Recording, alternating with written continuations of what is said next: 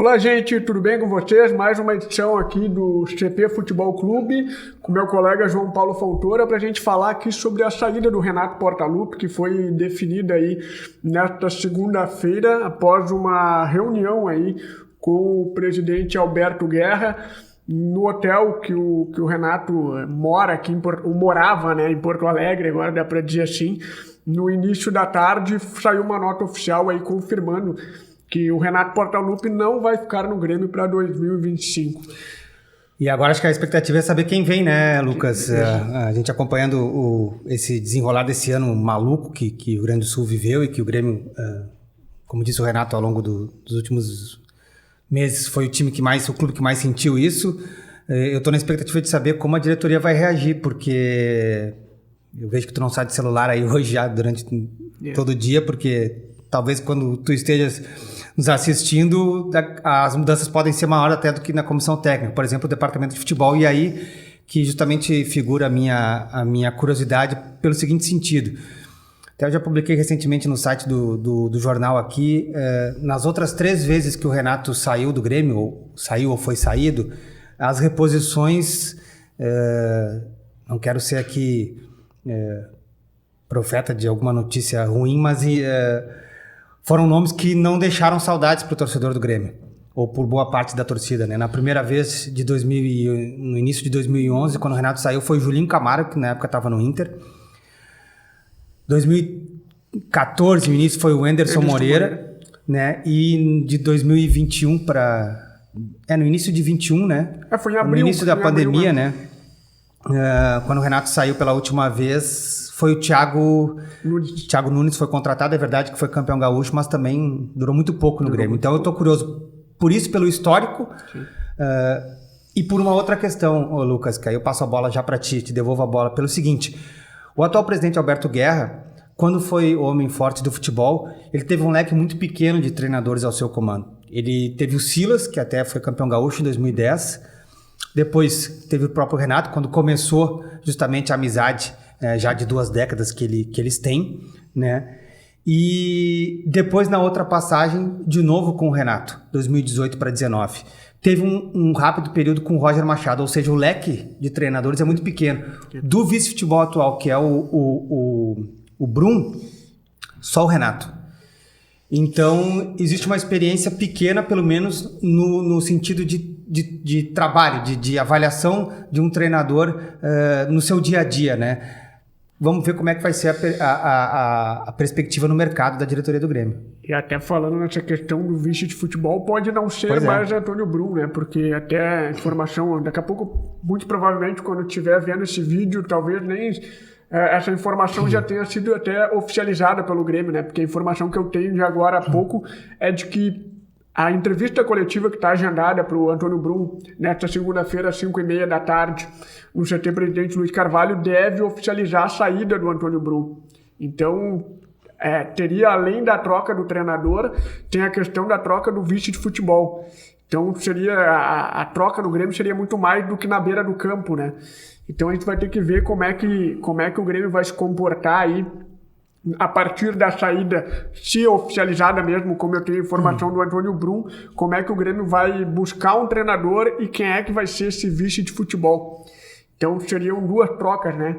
E eu acho assim, né, Lucas? É uma troca do maior nome da história do clube, de um treinador desgastado nessa temporada que está se encerrando e, sem dúvida alguma, da maior liderança que o Grêmio tem no vestiário. E depois do Renato, que agora já é um ex-treinador do Grêmio, o Grêmio também, em menos de 24 horas, viu sair pela porta da frente a outra liderança, que é o Jeromel. Ou seja, há um vácuo de liderança enorme a ser preenchido.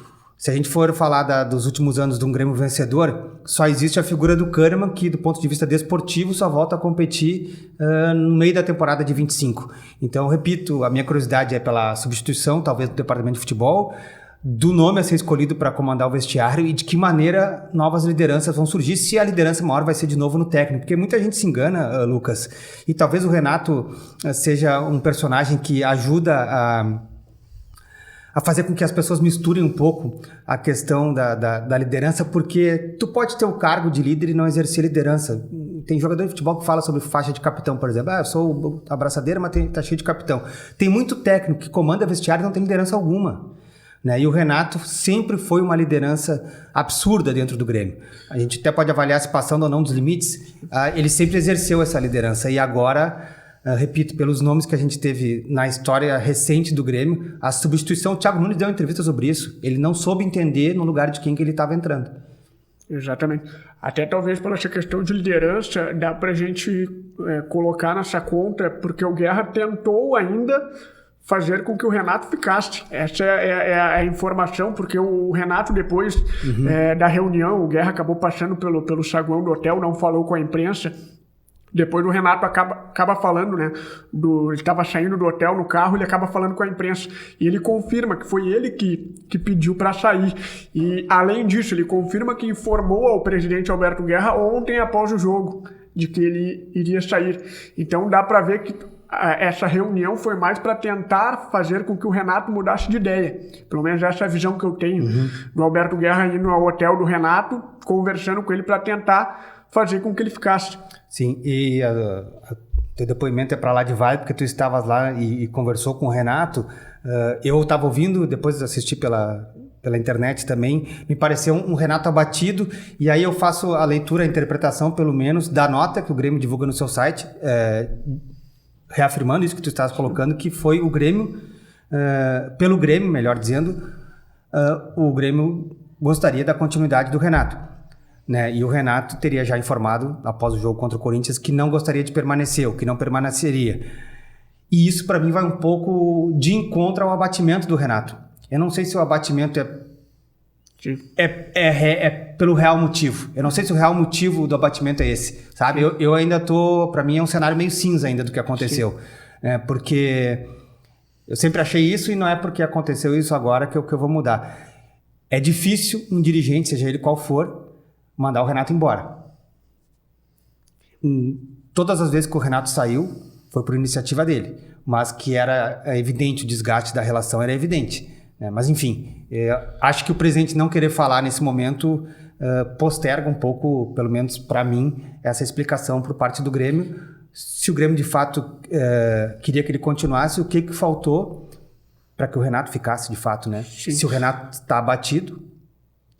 E de fato essa é a leitura também. O Renato está bem abatido, diria até que em determinado momento que ele fala, ele parecia um pouco emocionado até, né? Que ele agradece a todo mundo e tal, que a história dele ninguém apaga, enfim, ele estava bem emocionado em determinado momento dessa rápida entrevista que ele deu para a imprensa ali, e fica-se essa pergunta aí, de fato é verdade, porque seria interessante ouvir do Guerra, principalmente, porque foi ele que participou, né, dessa última reunião com ele, o que aconteceu de fato, se é que vai vir a público e falar isso aí também, né? Essas coisas sempre acabam acontecendo, né? Eu me recordando agora das outras vezes, salvo engano, essa foi a vez que mais rápido se decidiu pelo futuro, né? Das outras vezes, até quando o Renato não ficou de 13 para 14, quando o presidente era o Fábio Koff, foi por uma questão financeira, foi dito na época, também não foi do dia para a noite que a notícia saiu. As renovações do Renato, muito menos, né?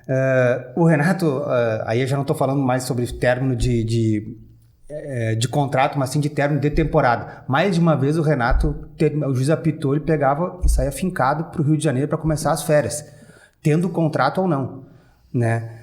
Dessa vez ele ficou, no momento que a gente grava esse programa aqui, o Renato está no CT, Luiz Carvalho, com os funcionários do clube que já estão de férias, assim como ele agora, né? Um ex-funcionário do clube, numa confraternização. Isso também, para mim, dá uma pista de que o Renato gostaria de continuar. Eu repito, para mim está muito cinza ainda o que aconteceu. É interessante falar isso aí mesmo, porque até na própria última renovação dele demorou, foi anunciar no final do ano passado, né? Então, de fato, foi algo bem rápido aí, e ainda tinha algumas perguntas a responder aí para a gente poder entender o porquê que o Renato está saindo, como é que foi esse contato com o presidente Alberto Guerra. Daqui a pouco não teve daqui a pouco um desentendimento, não digo com Guerra, mas dentro do clube alguma coisa. O fato de não estar presente, se a ideia era de um convencimento e não estar a figura do vice-presidente de futebol, para mim é mais um indício que vai ao encontro do que tu tens aí como informação de que o Bruno também não vai continuar. Exatamente. Né? Porque se o Bruno fosse continuar, caberia a ele, é da pasta dele, o convencimento. A não ser que ele tivesse uma opinião contrária do presidente, que eu não acredito. Também não acredito. Também porque essa questão do Renato, o que pegava muito era o Guerra queria o Renato, pelo menos era a informação que a gente tinha, mas as partes contrárias não era o Antônio Brum, né? Seriam os vice-presidentes, né? E não teria nada a ver com o Antônio Brum.